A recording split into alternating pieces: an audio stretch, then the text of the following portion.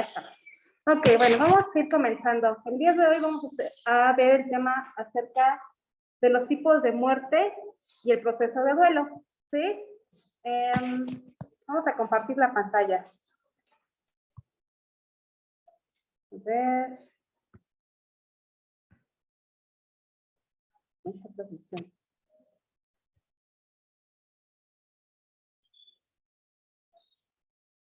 A ver, ¿se escuchan?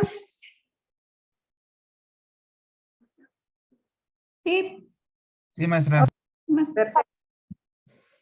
A ver. Entonces, lo que vamos a hacer el día de hoy, primero es ver el tema como tal, y al final de la sesión ya está abierto el foro para las participaciones, ¿de acuerdo? Eso va a quedar hacia el último, ¿sí? Ok, creo que supongo que sí. Vamos a ver el tema, ¿sí? Con la presentación, y hacia el final vemos, hacen su participación en el foro.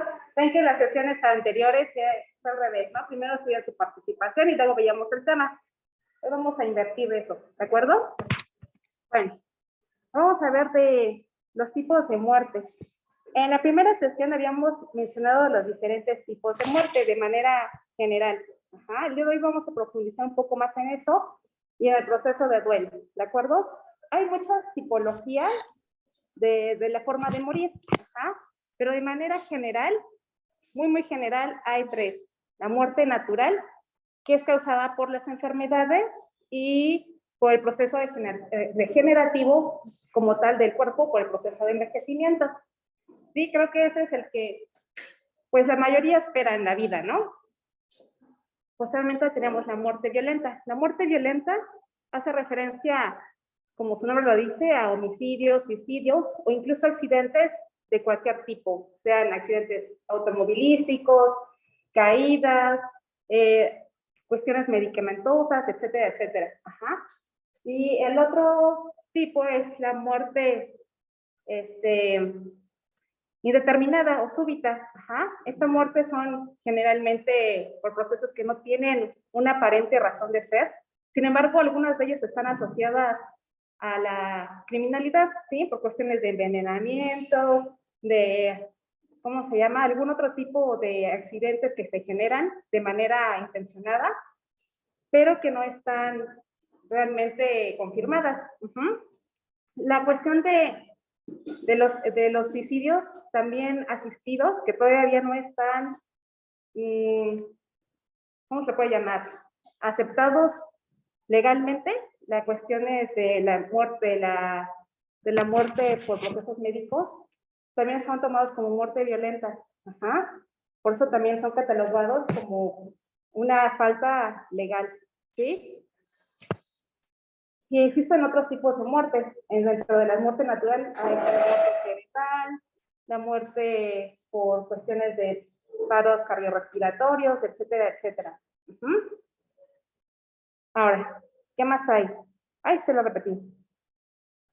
Ahora vamos a entrar un poco más al duelo, ¿sí? En cuestión del duelo, hay muchos teóricos que definen el duelo y su proceso. Ajá. Por ejemplo, tenemos a Bowlby, que define el duelo como todos aquellos procesos psicológicos conscientes o inconscientes que la pérdida de una persona amada pone en marcha cualquiera que sea el resultado. Ajá.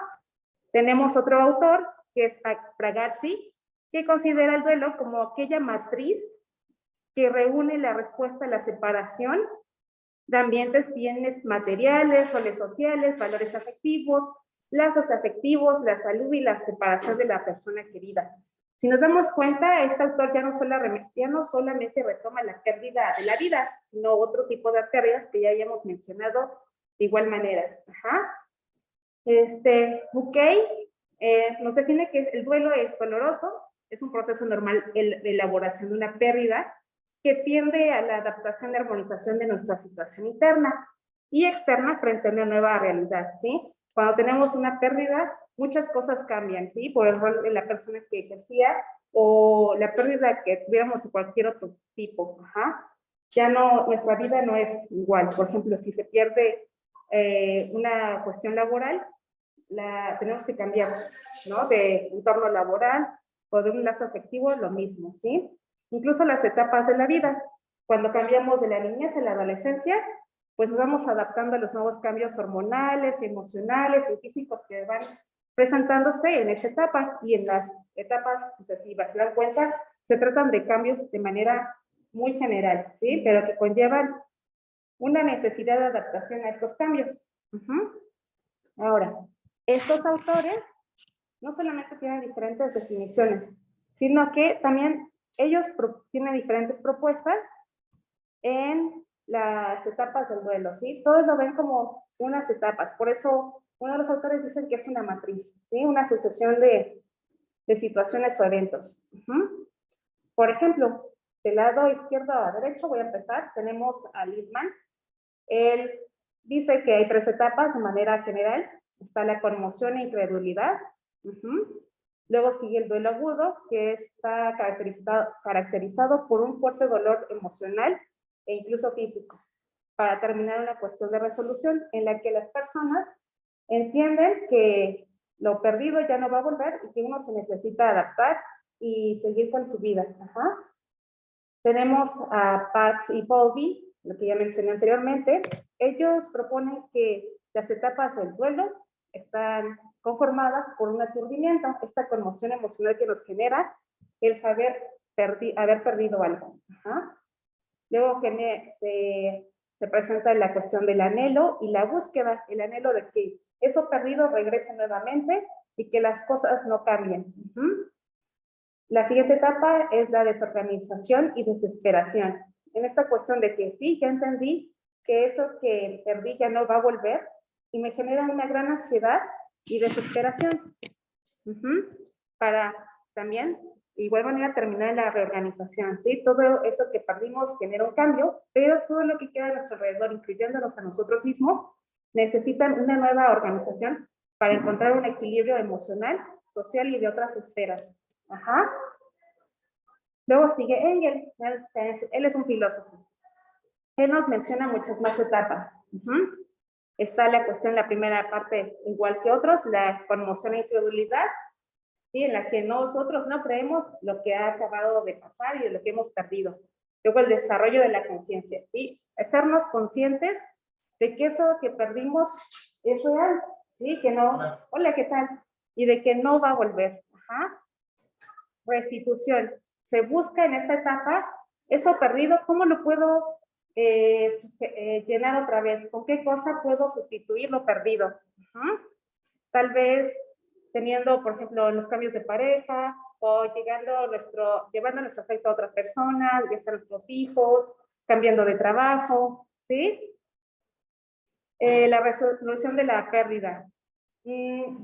Esto es cómo voy a resolver ese dolor que me genera una pérdida, ¿sí? Tal vez me dedico a otra actividad, etcétera, etcétera. La idealización. Dicen, bueno, sí, ya encontré qué puedo hacer o cómo puedo sustituir esa pérdida.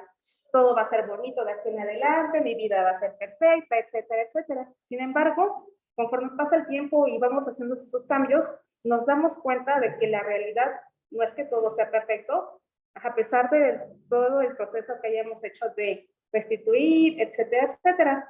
Entonces nos damos cuenta en la resolución, que es la última etapa que presenta Engels, que a pesar de que tenemos una pérdida y hemos encontrado cómo seguir, a pesar de que ya no la tenemos, no todo va a ser rosa, pero tenemos herramientas para enfrentarnos a los cambios, ¿sí? Que es parte natural de las pérdidas y los cambios a los que nos tenemos que enfrentar. Luego sigue Kubler-Ross. Kubler-Ross es la autora de la más conocida etapa, bueno, del duelo, de los duelos, que son 5. Esa es la que ya les mencioné y que seguramente han escuchado en alguna otra parte, ¿sí? Está la negación, en la que igual no creemos lo que pasa, negamos la situación de la pérdida. Después viene la ira, que se busca encontrar culpables, ya sea en nosotros mismos o en el entorno exterior, ¿sí? En otras personas, etcétera, etcétera. Luego sigue la cuestión de la negación, igual es negar que esto está pasando. La cuestión de la depresión, en esta etapa ya me di cuenta de que sí es real, que la pérdida es realmente, no es que pueda recuperar lo perdido, sí, ya sea de cuestión vital o material o de cualquier otro tipo. Para posteriormente pasar a esta etapa de depresión. La etapa de aceptación, ¿sí? Ya acepto que realmente la pérdida está ahí, sin embargo, entiendo que es parte natural de toda la existencia. Ajá. Esta es la conversación, es la más conocida. Luego sigue Random. Él dice que hay 3 etapas también. La cuestión de evitativa, en la que trato de decir no existe, no está aquí, todo sigue como antes. Ajá. Luego sigue de confrontación, en la que me enfrento a la situación de que sí es real, muy parecido a todos los demás, ¿no? Para terminar la cuestión de restablecimiento, ¿sí? Ya hasta ahí, ya estoy entendiendo que sí pasó y qué voy a hacer ahora. Y sigue Neymeyer. Neymeyer tiene una propuesta muy semejante a las demás. ¿Sí? Igual la evitación, en la que niego lo sucedido, la asimilación, que estoy entendiendo que sí pasó, y la acomodación. Ahora, ¿qué va a seguir? ¿Cómo voy a enfrentar eso para seguir adelante en mi vida? Si se dan cuenta, se tratan de las mismas situaciones, sin embargo, están más o menos desglosadas. Ajá. En un principio se creía que todas estas etapas eran lineales. Sin embargo, con el paso del tiempo y otras investigaciones, se han dado cuenta de que, como en algún momento les mencioné, estas etapas no son sucesivas y lineales, sino que podemos regresar de una a otra o estar más tiempo en una etapa u otra o ir regresando y para seguir adelante en los siguientes, ¿sí? No es lineal estos procesos. Ahora. Maestra, ¿me escucha?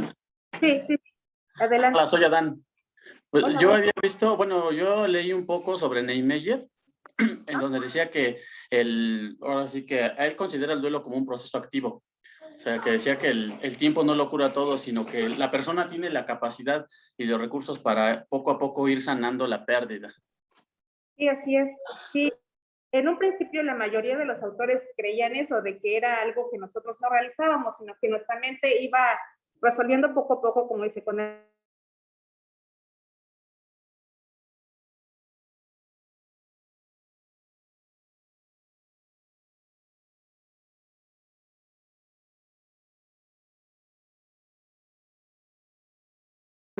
Y pues se dan cuenta todos los autores tienen mucho parecido en lo que proponen, ¿no? No sé qué opinen de esto ustedes, o lo vean que son diferentes entre sus propuestas realmente.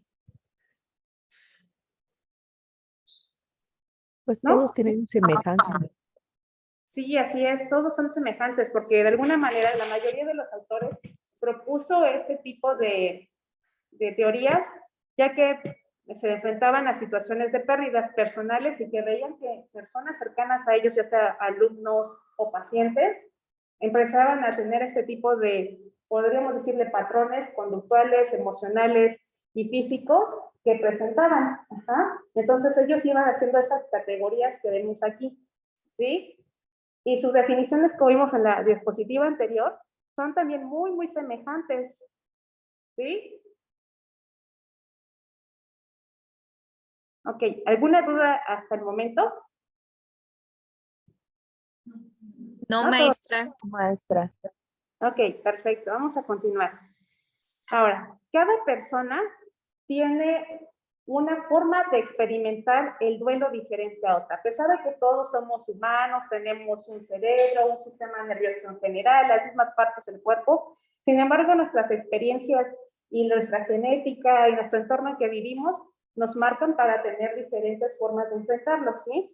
Se han determinado diferentes factores que influyen precisamente en cómo se lleva este proceso de duelo en las personas, ¿sí? Tanto lo han marcado relaciones con la persona con duelo o doliente o persona que sigue con vida y que tuvo la pérdida, y por parte de la persona que perdió la vida, ajá, o perdió la salud, ¿sí?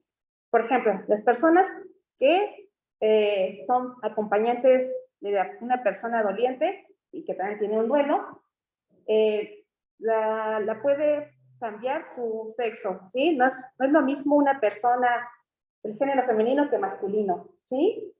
Una persona en nuestra sociedad que tiene un rol de mujer le permiten llorar, expresar sus sentimientos abiertamente, ¿no?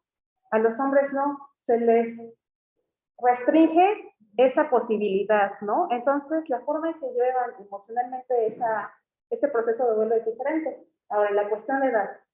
Los niños, los adolescentes, adultos, personas mayores tienen diferentes formas de llevar el duelo, ¿sí? La cuestión de entendimiento de las pérdidas, la cuestión de lo que deja de existir físicamente, ¿sí? La diferencia de edad nos tiene como, pues sí, diferentes experiencias ya. Hay personas muy jóvenes que no han enfrentado el duelo o que sí lo han enfrentado. Sin embargo, cuando uno se hace mayor, ya han pasado más pérdidas, ¿sí? Que una persona que tiene menos lapso de vida. Y aparte la madurez. Exactamente, cómo entienden, sí, exactamente, los conceptos también de vida y de muerte, de permanencia e impermanencia, exactamente. Porque un joven pues, es más, Profesora, saca más profesora, soy Elma. Yo creo que también la causa de la muerte influye mucho en el proceso de la aceptación del duelo. Sí, así es, incluso está en esta lista que aquí les presento. Sí, en eso tiene mucha razón. Ahorita llegamos ahí, pero es verdad. Sí, también el grado de la relación con la persona que perdimos o con el objeto, etcétera, etcétera. Si estamos muy apegados a la persona, objeto, situación o evento, pues es más difícil llevar el duelo que una persona que no. O la cuestión de la personalidad también. La personalidad antes de perder una persona o un evento, cosa, etcétera, etcétera, es de una manera a cuando ya estamos precisamente en la pérdida o después de la pérdida. Tenemos diferentes formas de ver las cosas, ¿no? Eso también hace que enfrentemos las situaciones diferentes. Tal vez antes de la pérdida no entendíamos o no habíamos vivido en persona esas pérdidas, especialmente las pérdidas personales y la cuestión de vida. También la cognición de la persona. Las cogniciones hace referencia a las ideas, ¿sí? ¿Qué ideas tengo acerca de la muerte y de la vida o de la pérdida, etcétera, etcétera? Hay personas que se enganchan mucho a las pérdidas porque dicen, ¿por qué pasó esto? Es un castigo y lo siguen viendo así. Y hay personas que no, tienen otras estrategias emocionales, el manejo de cómo manejan sus emociones, perdón, la redundancia.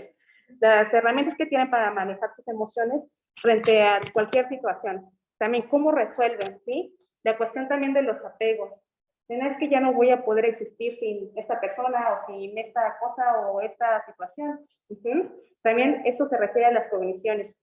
Incluso hay terapias cognitivo-conductuales sí, cognitivo-conductuales principalmente que se basan en cambiar esas cogniciones, esas ideas que tienen las personas que muchas veces son irracionales, ¿no? Por ejemplo, una idea racional es, ya se murió mi papá o mi mamá o mi esposo o esposa o mi hijo, ya no voy a poder vivir, ¿sí?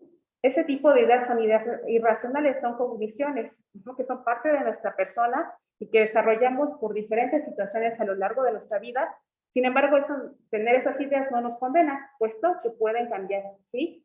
Son parte de nuestros hábitos que se fueron reforzando por diferentes personas o situaciones, ¿sí? También las experiencias de duelo previo, lo que les comentaba.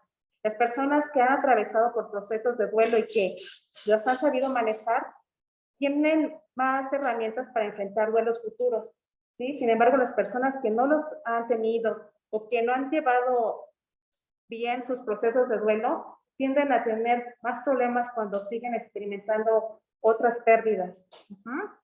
También en el entorno psicosocial, como les había comentado, a las familias, hay veces que apoyan, los amigos u otras asociaciones que forman parte de las redes de apoyo, pueden favorecernos o incluso desfavorecer ese proceso social. Hay familias que condenan precisamente estar en este proceso de duelo en el que nos vemos tristes, decaídos, enojados, etcétera. O dicen, no, es que ya pasó mucho tiempo, ¿por qué sigues así? Ese tipo de entornos no favorecen llevar estos procesos de duelo. Al contrario, los entorpecen y de alguna manera pueden llegar a ser patológicos, ¿sí? También la cuestión cultural. Dígame. No, creo que no. Bueno, habíamos visto a las sesiones anteriores que toda cultura tiene una forma de llevar a cabo los procesos de duelo, con diferentes actos simbólicos hacia la persona que se perdió. En cuanto a la relación con la pérdida de la persona, igual es la otra persona, la persona que falleció, ¿qué edad tenía? ¿Sí? ¿Qué sexo tenía también? ¿Era mujer? ¿Era hombre? era niño, adolescente, adulto o una persona ya muy grande de edad. Es diferente la forma en cómo se toma cuando una persona que es joven o es un niño se pierde, que una persona que ya es mayor y ya atravesó todo un camino de vida. También, por ejemplo, tú puedes ser profesora que lo que está diciendo es que cuando no cierran como el ciclo de un duelo y comienzan a vivir otros, termina afectándoles el doble sí, desde el principio, ¿no? solamente cuando el primero no se llevó a cabo o no se llevó a bien. Y por ejemplo, las personas que no quieren vivir ese duelo y automáticamente se saltan al decir el famoso "qué bien". O sea, ahí ellas bloquean ese sentir. Sí, porque tienen pocas herramientas para expresar lo que sienten y lo que piensan. Entonces puede llegar a ser una situación patológica en algún momento dado, porque enfrentarse a un proceso de cualquier tipo de pérdida o de un problema que no puedan resolver, los va a llevar a detonar esas emociones que no habían expresado anteriormente.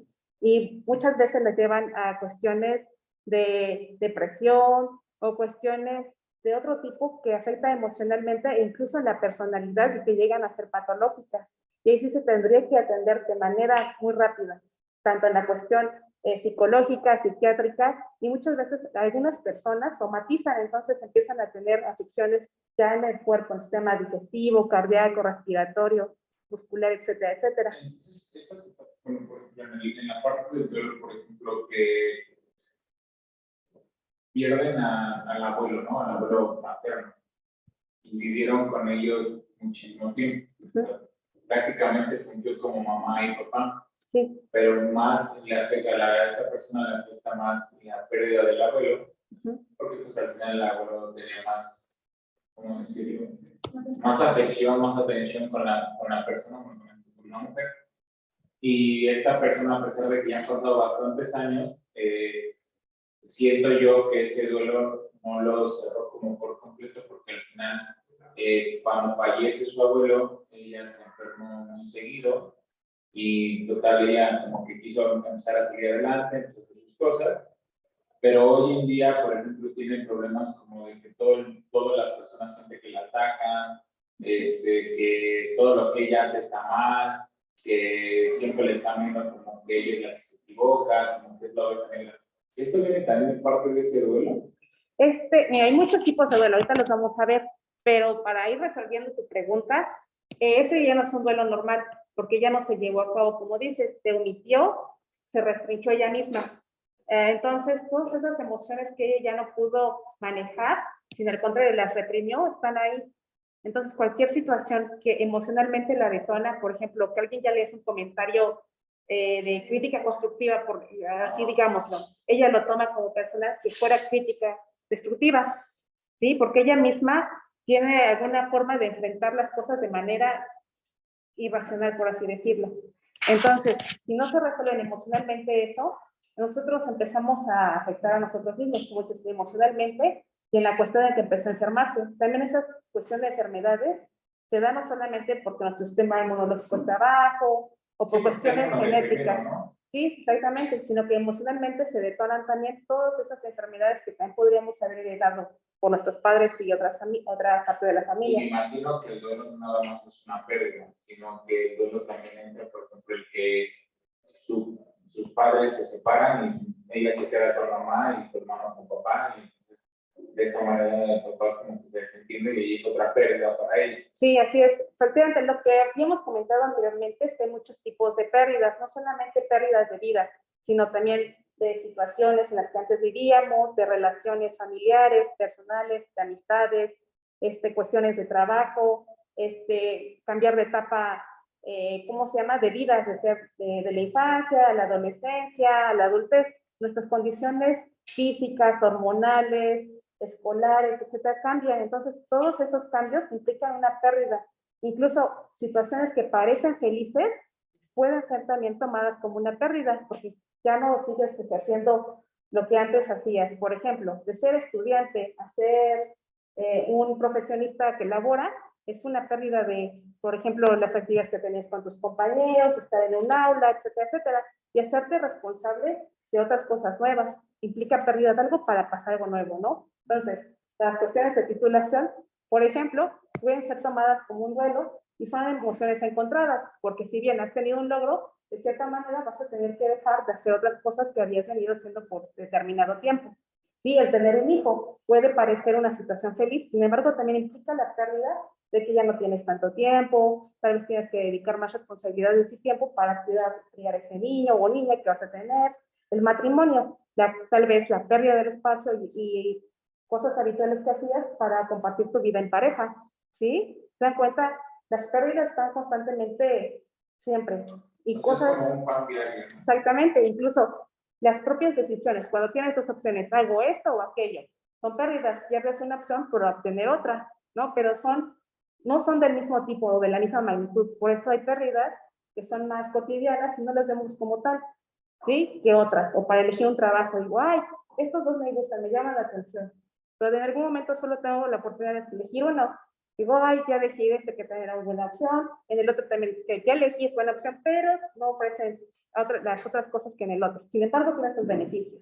Entonces también, no solamente la cuestión de, ¿cómo se llama?, de las relaciones personales implican una pérdida, sino que todo lo es constantemente, ¿sí? Pero tiene diferente magnitud por diferentes situaciones, experiencias, etcétera, y las cogniciones, ¿sí? De qué ideas tenemos, y también la toma de decisiones en cuestión de beneficios y no beneficios son parte de la cognición que nos lleva a decir, puede ser más grande o más pequeña mi pérdida. Ajá. Y entonces también, dependiendo de la magnitud de eso, es como nos pueden afectar. Uno de los factores nada más. ¿Sí? Implican muchas cosas. Es un poco más complejo de lo que parece en realidad. Va más allá de la muerte de una persona. ¿Sí? No, de qué. A ver, ¿qué más? Sí, las circunstancias y las causas de la pérdida. Muchas veces es más fácil llevar la pérdida, por ejemplo, humana, la pérdida de una persona, cuando las circunstancias son, por ejemplo, que ya una persona grande y que pues ya se esperaba tal vez que fuera a morir, ¿no? Que una pérdida, por ejemplo, violenta o que de desaparición, ¿no? Las personas que desaparecen por cuestiones de criminalidad en la ciudad son muy fuertes, porque las personas ya no la encontramos, no sabemos si está con vida o si ya no, ¿sí? Entonces también son pérdidas muy difíciles en comparación con alguien que dice, pues naturalmente ya era su tiempo, etcétera, etcétera. También la identidad y el rol del fallecido. ¿Qué rol tenía en nuestra vida o en nuestra familia? ¿Era padre, madre? Ajá. ¿Qué rol jugaba para nosotros? Tal vez si era una persona que era jefe de familia, pues puede ser más grande, nos sentimos más desorganizados el resto de los familiares que quedamos con vida, porque ahora la incertidumbre que va a pasar, qué responsabilidad vamos a tomar cada uno, cómo va a seguir las relaciones con los que quedan vivos. También la actitud ante la muerte. ¿Qué actitud de ideas tengo ante la muerte? Lo que les comentaba. ¿Es algo malo? ¿Es algo bueno? ¿Es algo natural? ¿Qué es la muerte para mí? Por eso les preguntaba en sesiones anteriores, ¿qué idea tienen ustedes de la muerte? Ok, ¿alguna duda, comentarios aquí? Vamos a retomar el comentario que dijo la compañera acerca de, a ver, recuérdanos otra vez, compañera, ¿qué mencionó acerca de los factores que influyen en la pérdida de las personas en cuestión del duelo? Yo, Elba, comenté lo de la causa de la muerte que influye en la aceptación del duelo. Tal vez si es una causa natural, igual la familia lo asimilan un poquito más rápido. Si es una causa violenta, como que tardan más en asimilar la pérdida de la persona. Así es. Incluso no solamente de las personas, sino también, por ejemplo, de su salud, ya sea del enfermo o de uno mismo. ¿Sí? Hay veces que dicen, pues ya está causando mucho dolor. No, sí, ya era importante que ya descansara en paz, ¿no?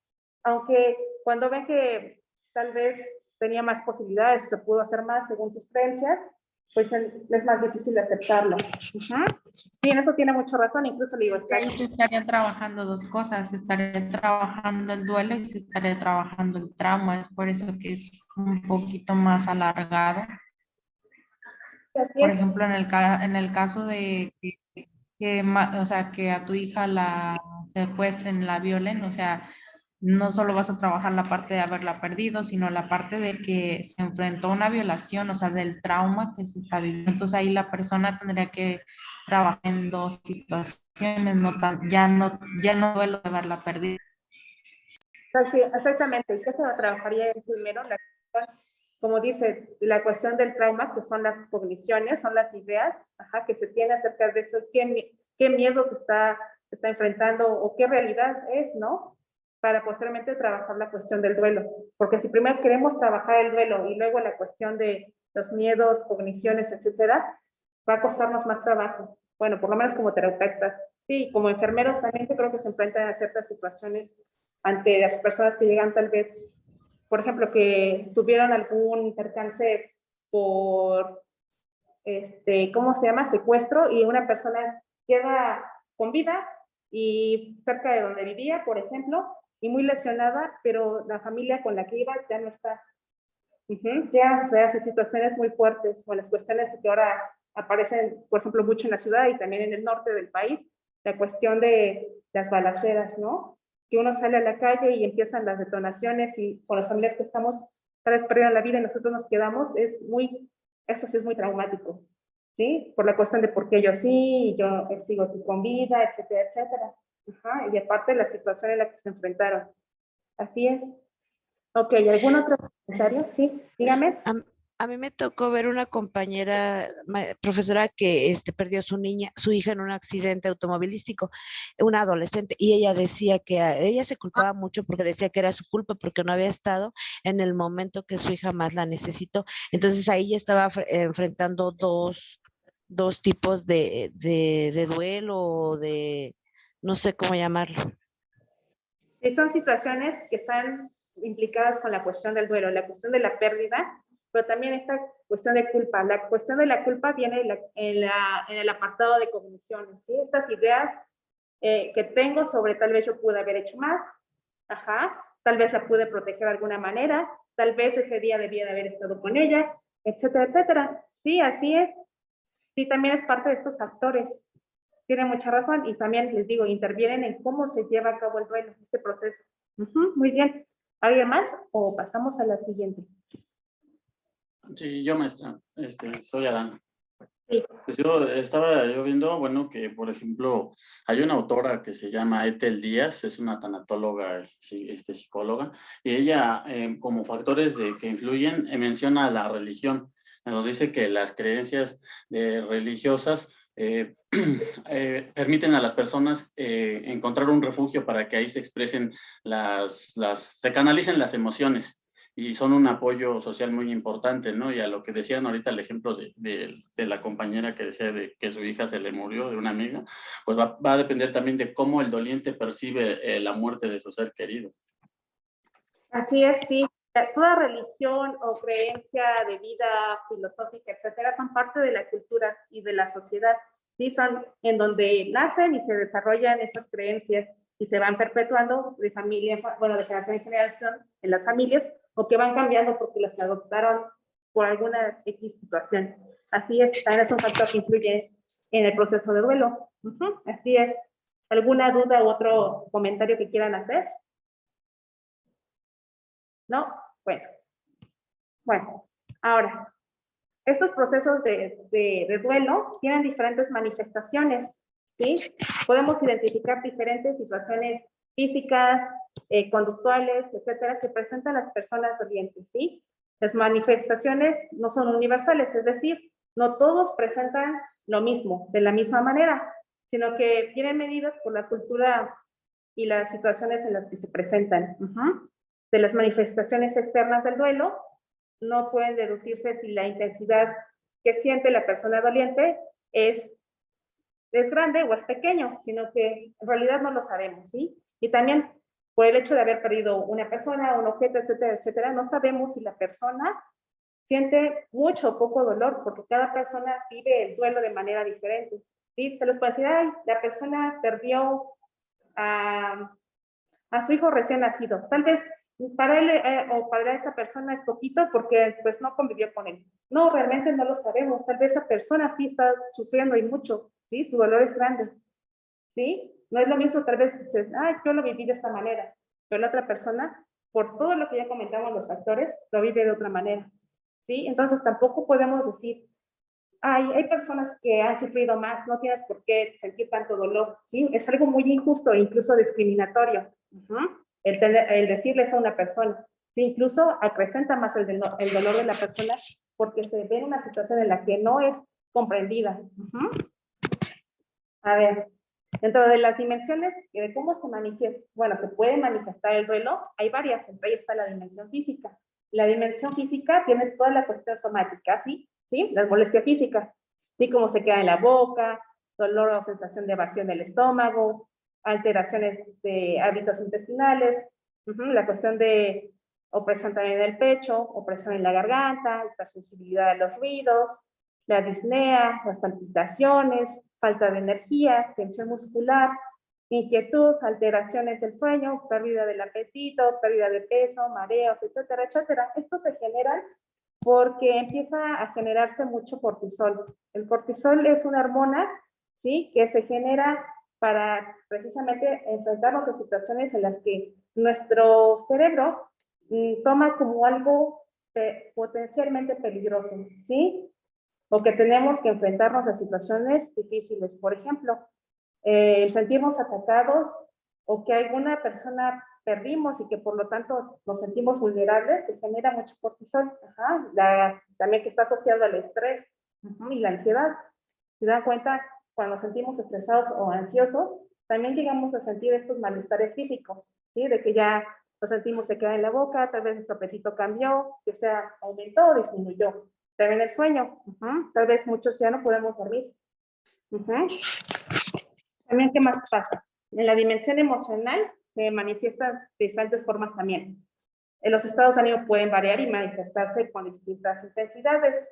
Los más habituales son sentimiento de tristeza, enfado, rabia, culpa, ansiedad, soledad, desamparo e impotencia, añoranza y anhelo, cansancio existencial, desesperanza, abatimiento, alivio, liberación, sensación de abandono, amargura y sentimientos de venganza.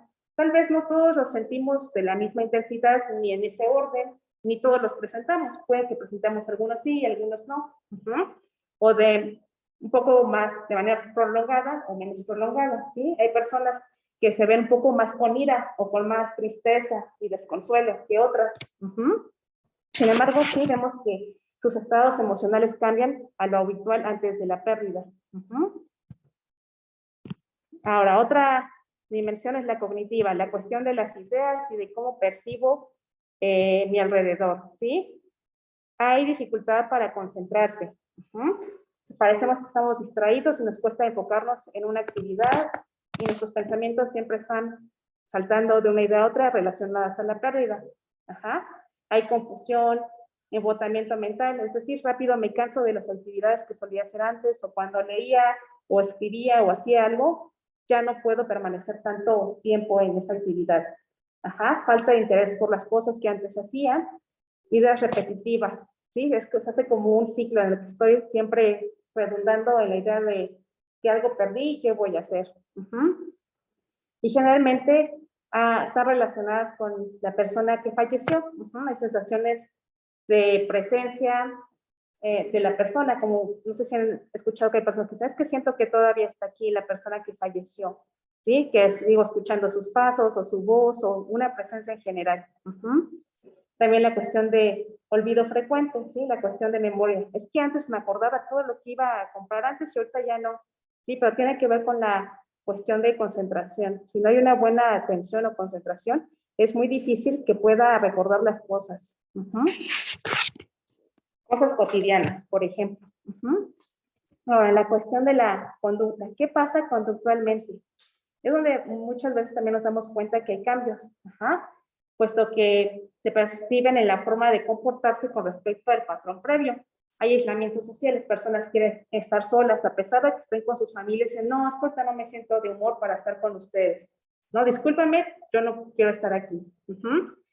O hay hiperactividad o inactividad, ¿sí? Pueden presentarse estos dos polos. Las personas, para no sentirse mal, empiezan a hacer muchas cosas, ¿sí? A estar barriendo constantemente, limpiando, haciendo ejercicio, etcétera, etcétera, cualquier cosa para tratar de no estar pensando en esa pérdida. O hacen lo contrario, se ven con muy poca actividad, se la pasan durmiendo o haciendo nada más sentados en algún lugar. También hay conductas de búsqueda, como que siempre están buscando algo, pero no saben qué en específico, ¿sí? Hay llanto, hay aumento en el consumo de tabaco de las personas que anteriormente fumaban o que no fumaban, también el consumo de alcohol o psicofármacos para tratar de disminuir afecciones físicas y mentales. Ajá. Y también llegan las personas que llegan a este punto de búsqueda de drogas, de otro tipo. Y por eso también las personas que no han sabido manejar las pérdidas llegan a este punto de drogadicción o de alcoholismo o tabaquismo. No siempre, pero algunas veces. También la dimensión social se ve afectada. El resentimiento hacia los demás, aislamiento social. El resentimiento se da porque se acuerdan en una de las etapas en la cuestión de la ira, en la que les había comentado que tratan de buscar el culpable de la situación, ya sea en uno mismo o hacia los demás.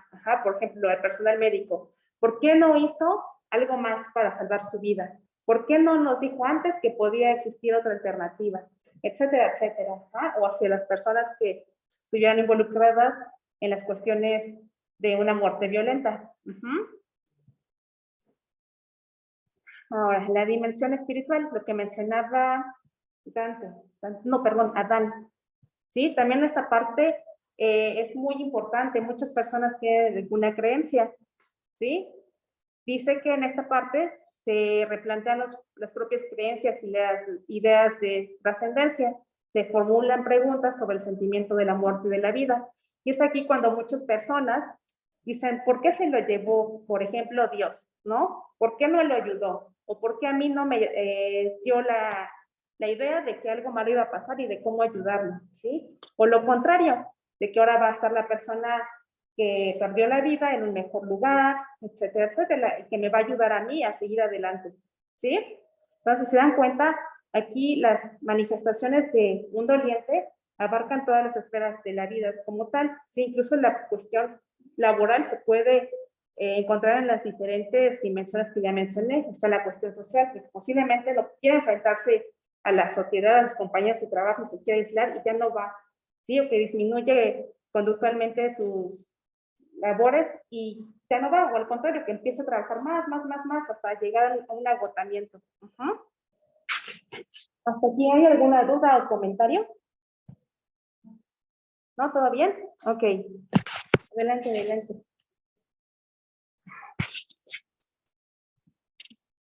Ok, vamos a seguir.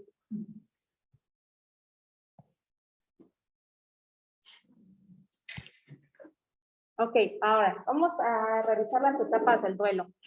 Se había mencionado que hay diferentes perspectivas y propuestas de las etapas del duelo. La más conocida, como les había mencionado, es de Elizabeth Kubler-Ross. ¿Sí? En estas etapas, a ver si me parecen, ahí está. Tenemos 5 etapas: la negación, la ira, negociación, depresión y aceptación. Sí, les había comentado que no es lineal y se caracterizan por diferentes aspectos. Y entre ellos está el nivel de energía o productividad. Al principio, cuando tenemos la pérdida, pues regularmente hay sorpresa y miedo, desconcierto y conmoción. No sabe uno qué está pasando y por qué pasó y por qué se dieron esas situaciones o condiciones. Ok, sí, en la cuestión de la ira. Hay veces que las personas presentan cólera, indignación y resentimiento hacia uno mismo, como les mencioné, o hacia los demás. Sí, tratan de darle autor a lo que pasó. Tal vez no solo incluso a nosotros mismos o hacia las personas, sino si nos hablamos en la cuestión espiritual, le echan la culpa, por ejemplo, a Dios, ¿no? Luego sigue la cuestión de negociación. Si hay incertidumbre y respuesta a la cuestión de tal vez si cambio esto, podría mejorar la situación o volver tal persona. ¿Sí? Trata uno de decir, bueno, puedo cambiar, pero quiero que aún así que regrese lo que perdí. Cuando uno se da cuenta de que no va a ser así, llega la etapa de la depresión, donde se presenta la cuestión de la tristeza, la aversión a la situación, hay frustración, hay nostalgia por lo perdido o la persona perdida, ¿sí? Esta etapa es muy evidente y la que muchas personas también se quedan. Necesitan ya en este momento apoyo. Cuando se pasa esta etapa de depresión, llega la cuestión de la aceptación, en la que uno entiende que la pérdida es parte natural de la vida y uno se siente más confiado y con más tranquilidad emocionalmente para seguir con todo lo que queda por delante. Vuelvo a mencionar y reiterar porque sí es importante, no todos pasan estas etapas de la misma manera, no, sino que unos pueden retroceder, o brincarse o regresar varias veces a la misma etapa, ¿sí? Por ejemplo, la ira o negociación o depresión.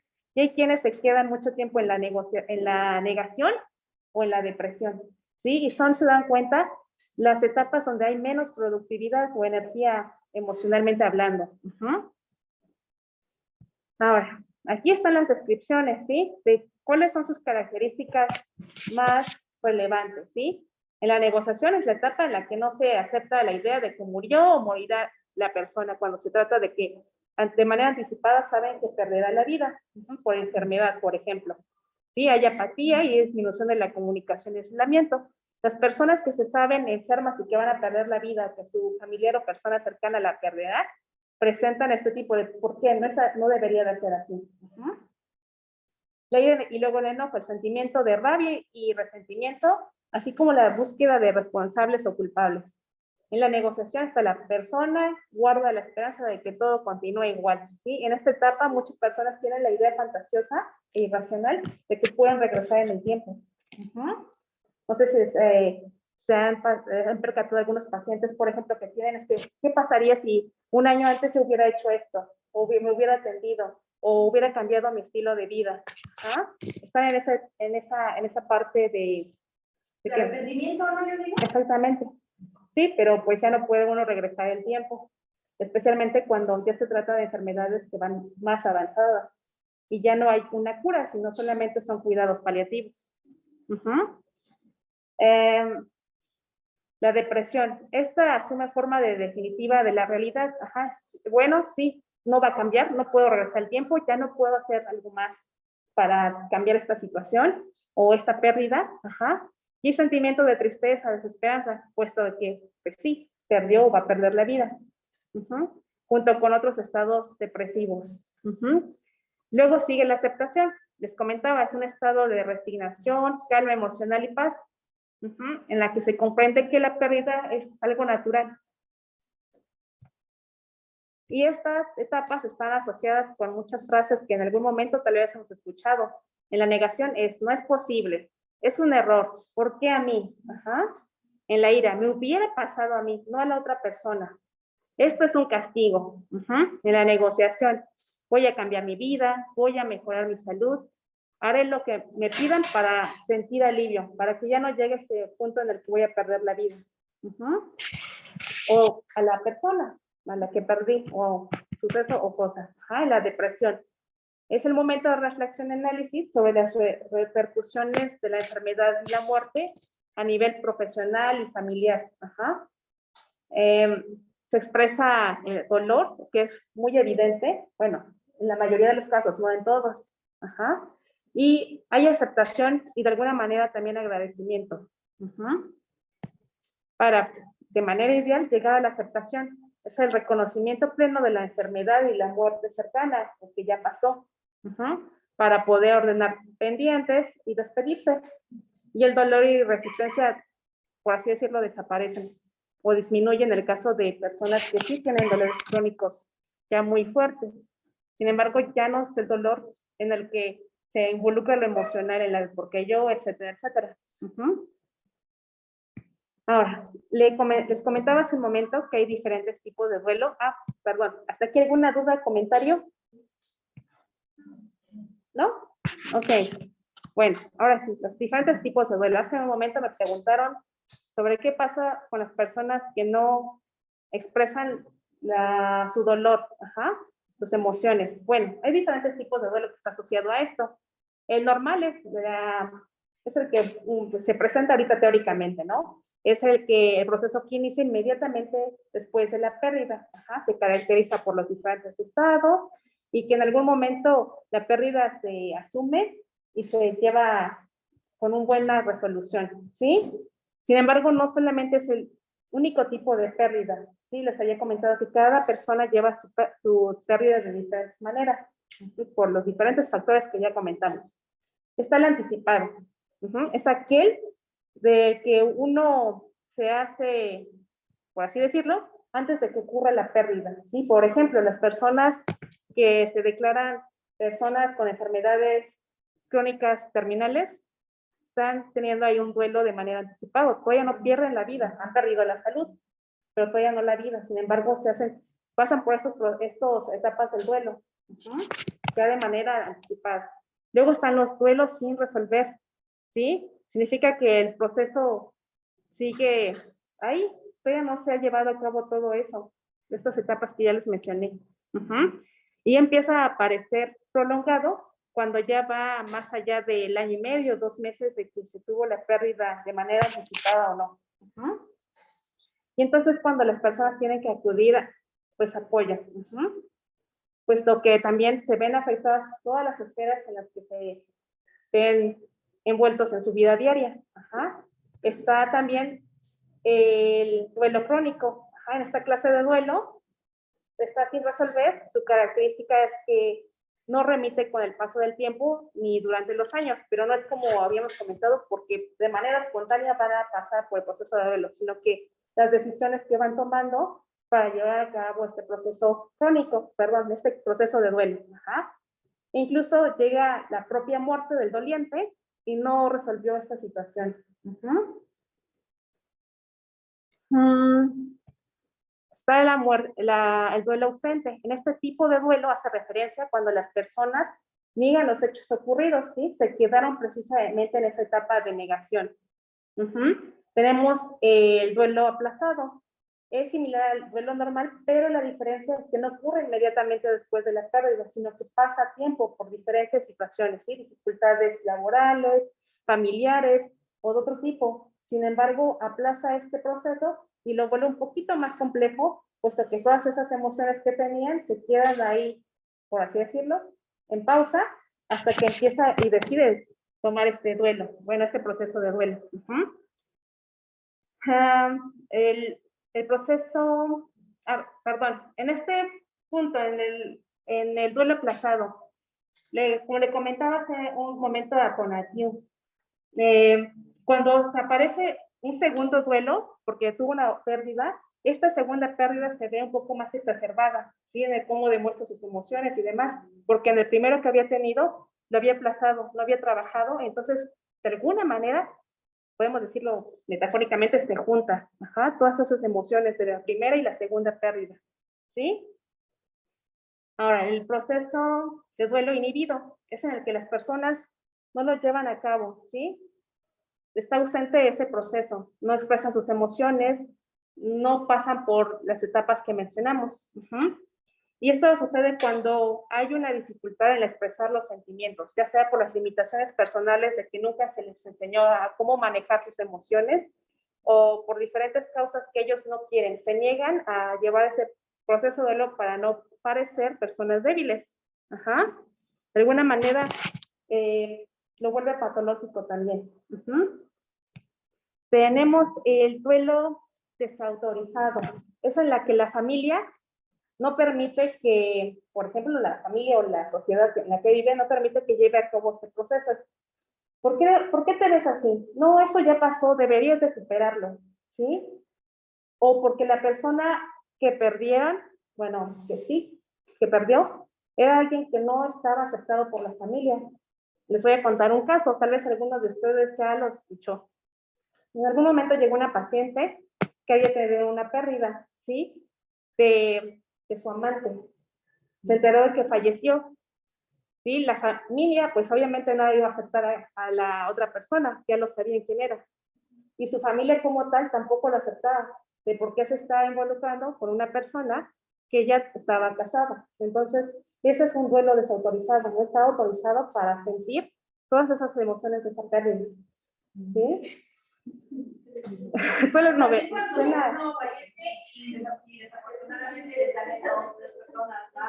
Sí, así es.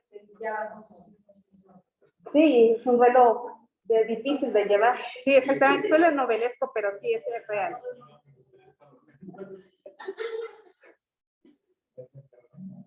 ¿sí? O las personas que viven con parejas que las golpean, cuando pierden a su pareja violenta, tampoco permite la familia de esta persona llevarle ciertamente estos sentimientos de estrés, tristeza o demás.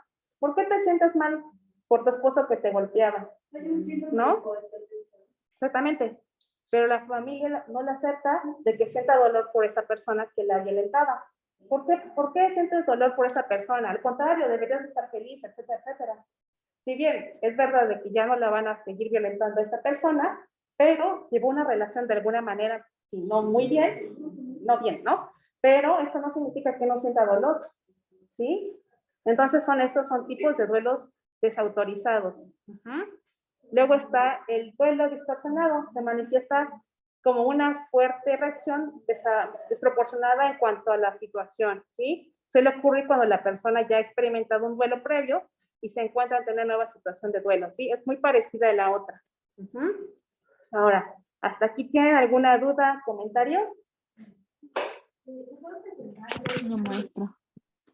¿Se puede presentar los No, tipos de- maestra. al mismo Yo tiempo? sí, maestra. Permítame, ahorita me hace esta pregunta, me acaban de hacer una pregunta también aquí. Me preguntan que si es posible que se presenten dos tipos de duelo al mismo tiempo. Bueno, ¿se dan cuenta? El distorsionado y el aplazado no pasan al mismo tiempo, pero sí van de la mano. Sí se aplaza el primer duelo, por ejemplo, y se empieza a tener un duelo distorsionado en una segunda pérdida. Sí no pasa al mismo tiempo, pero sí están asociados.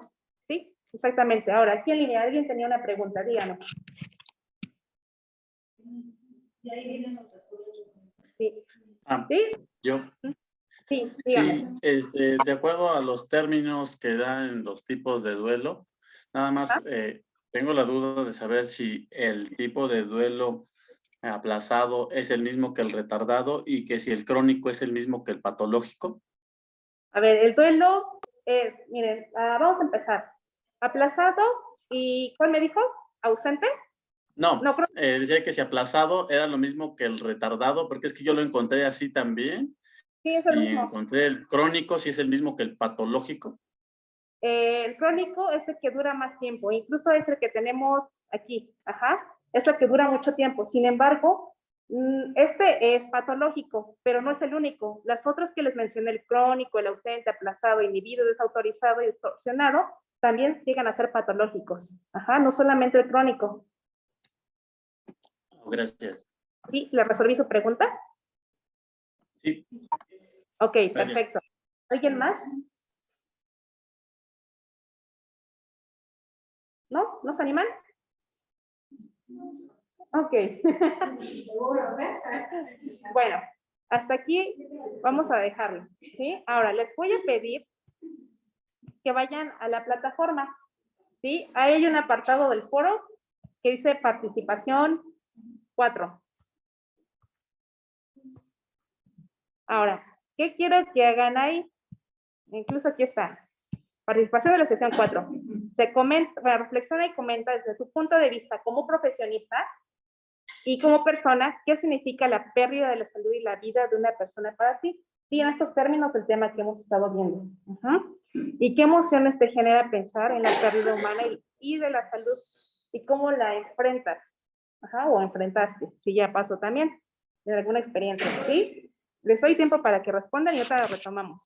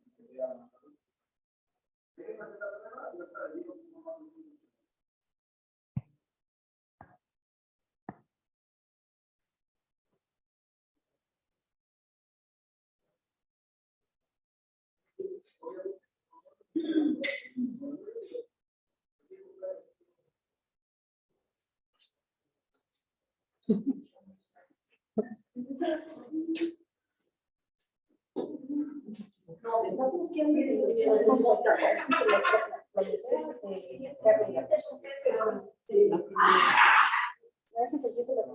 por ejemplo, aquí sale de práctica, pero la salud y la vida de una persona, reflexión. Aquí es como dice lo que le voy a poner.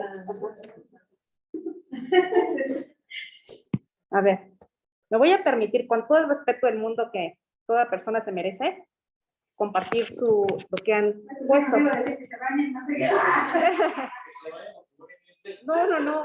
No me escucharon.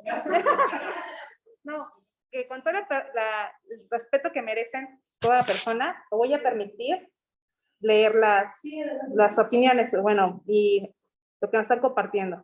Ay. ¿Sí? Ahorita van a ver por qué. Para esta compañera dice que la pérdida de una persona para mí es quitarme una parte de mí misma. Hace 2 años perdí a mi madre y es realmente complicado vivir así, sin verla, sin escucharla. Me costó mucho salir de mi depresión. Simplemente perder a mi madre fue muy doloroso.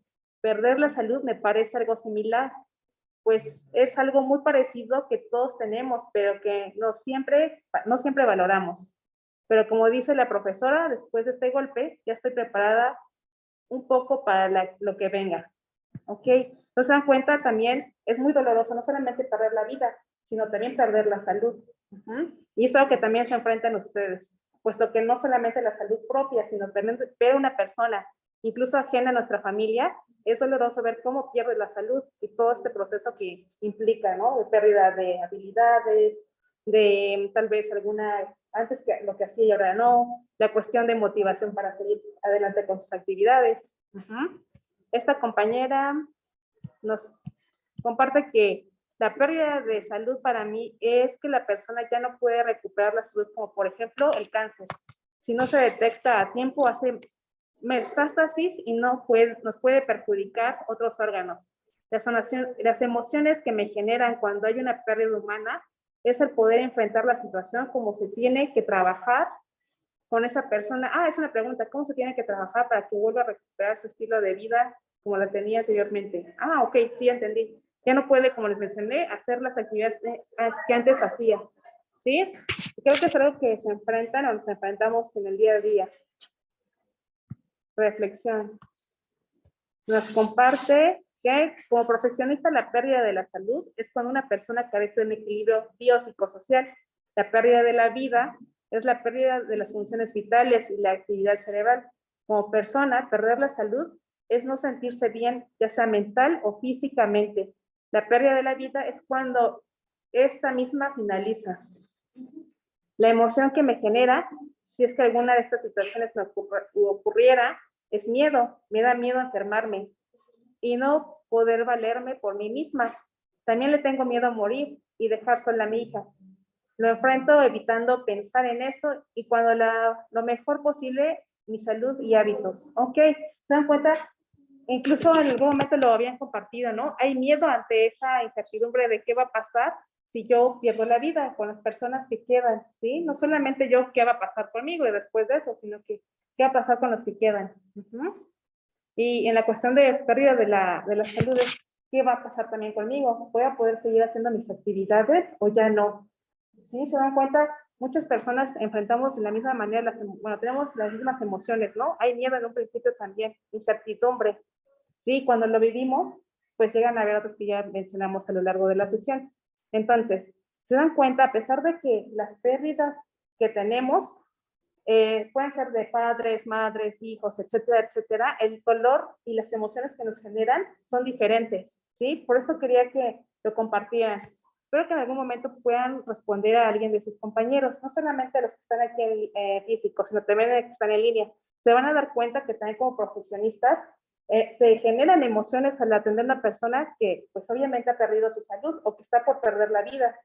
Y las personas, sus cuidadores, ver también cómo enfrentan esa situación, también es difícil, ¿sí? Ahora, entonces, la conclusión de esta sesión es, todos pasamos por pérdidas, sin embargo, cada persona enfrenta su proceso de duelo de manera diferente, ¿sí? Entonces, también por esa parte hay que ser empáticos. A pesar de que la persona pueda parecer o ser muy grosera, muy prepotente, etcétera, etcétera, sin embargo, tal vez es la forma en que ella también se está enfrentando la pérdida de su salud o de la vida. Ajá. Entonces, también hay que ser empáticos. Tiene que haber esta reciprocidad, sin embargo, sabemos que muchas veces los cuidadores o pacientes no siempre son empáticos, pero también están pasando por una situación difícil. Ahora, ¿hasta aquí alguna duda, comentario, sugerencia o queja? ¿No? Bueno, entonces prosigo. ¿Qué vamos a hacer para esta semana? A ver, los videos, aquí están los videos, les encargo que los vean, son como el resumen de lo que vimos en esta sesión, ¿sí? Está el video de etapas del duelo de Elizabeth Kobler y tipos de duelo, que ya mencioné. ¿Qué más hay? Está la tarea de glosario de las 5 conceptos, al menos, y la tarea como tal, ¿sí? Muchos ya vimos que las personas se enfrentan a los duelos, están diferentes tipos de duelos. Y ahora, ¿qué pasa o qué hago yo como persona y como profesionista ante un doliente? ¿Qué puedo hacer? ¿Cómo lo puedo apoyar? ¿Ustedes tienen alguna idea? Ser empáticos, comprensivos, ¿sí? ¿Qué más? Bueno, por esa razón, la tarea de esta sesión es de que investiguen acerca del concepto de los cuidados primarios del duelo. ¿Qué cuidados y atenciones tiene que tener de manera primaria una persona que ha tenido una pérdida? Esa es la investigación.